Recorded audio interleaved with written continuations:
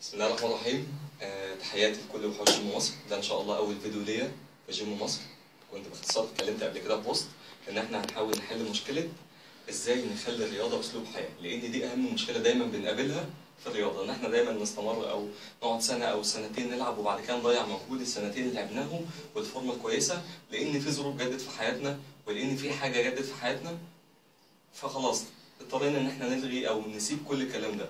طبعا فان شاء الله المشكله دي لقينا ليها حل الحمد لله بفضل ربنا، وطلعت معانا نتيجه كويسه جدا، وحبينا بقى ان احنا ننشرها للناس عشان فعلا تنتشر وتبقى حاجه اساسيه في حياتنا زي الاكل والشرب والكلام ده. احنا باختصار هنتكلم عن فكره اسمها جيم السطح. طبعا جيم السطح دي فكره بتعرف نفسها، بتقول ان هي ممكن تخلق نفسك جيم في مكانك في بيتك، تشارك فيه اخوك، تشارك فيه واحد صاحبك، تشجع عليه جيرانك، تشجع عليه اي حد. المهم انك تبدا الفكره، لان الفكره فعلا هتعوضك حقيقي. لو انت حتى سبت الجيم مش هتبقى بنفس الامكانيات، لكن هتطلع معاك نتيجه وهتحافظ على اللي انت عملته، لا بالعكس هتزودك. لان الحمد لله ما كنتش بادئ كده. الحمد لله كل الكلام ده هنتكلم عليه في الحلقات الجايه. خلينا نتكلم عن اللي احنا بنتكلم عنه. طبعا الجيم زي ما انتم شايفين باختصار بيتكون عندي من 3 اجهزه: كابل كروس، البنش، المتوازي، والعقله. طبعا اوزانك والبار الزجزاج والدنابل، طبعا كل الكلام ده موجود.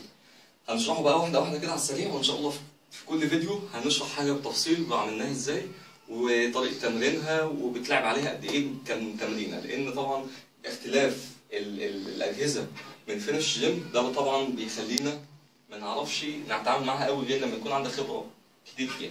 فاول جهاز معانا طبعا المتوازي كلنا عارفينه، زائد رفرفه البطن. تمام، مفيش مشكله بالنسبه للمتوازي ورفرفه البطن. تمام. ان شاء الله جهاز تاني البنش. البنش عندنا متحرك، يعني بيجيب معانا كل ده المستوى المنحدر. تمام، لو حبينا نلعب منحدر ده المستوي. جميل كده، عالي انك تحجز نفسك برضه من تحت. تمام. طبعا الدكه نفسها متحركه معاك، تظبطها على ظبطك في البار. طبعا البار الحامل بتاعه برضه معمول يدوي. الزوايا زي ما انتم شايفين، تعالى هنا قافل. الزوايا زي ما انتم شايفين بتثبت في الحيطه، كله تمام.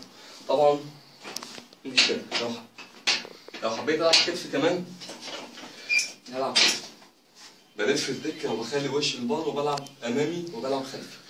تمام قوي كده بالنسبه للبنش. طبعا انت هتلعب بالاوزان اللي انت عايزها اللي تريحك، كله تمام.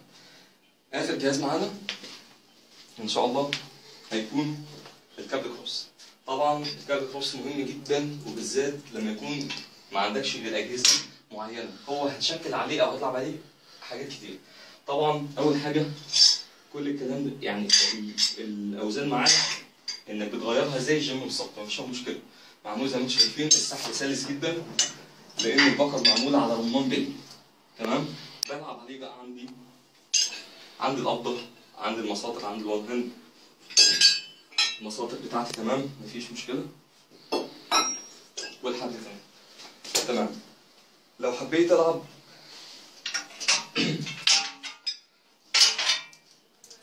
ده علشان لو حبيت العب افقي، كتف خلفي او بايت كاز او اي كلام من ده هلعب. فالجهاز ده طبعا موفر لك اجهزه او موفر لك امكانيات كتير في اللعب. فده ان شاء الله هيكون فيديو توضيحي خفيف كده علشان نقدر ان احنا نلم الموضوع وتفهموه اكتر. وباذن الله الحلقات الجايه استنونا، هتشوفوا حاجات احسن من كده ان شاء الله، وتمرينات على الاجهزه، وان شاء الله الفكره تعجبكم نحاول ننشرها وما نوقفهاش عندنا علشان كله يحاول يستفيد. طبعا تحياتي ليكم وحوش جيم مصر لتاني مره، وان شاء الله اشوفكم الحلقات الجايه. بالتوفيق للجميع.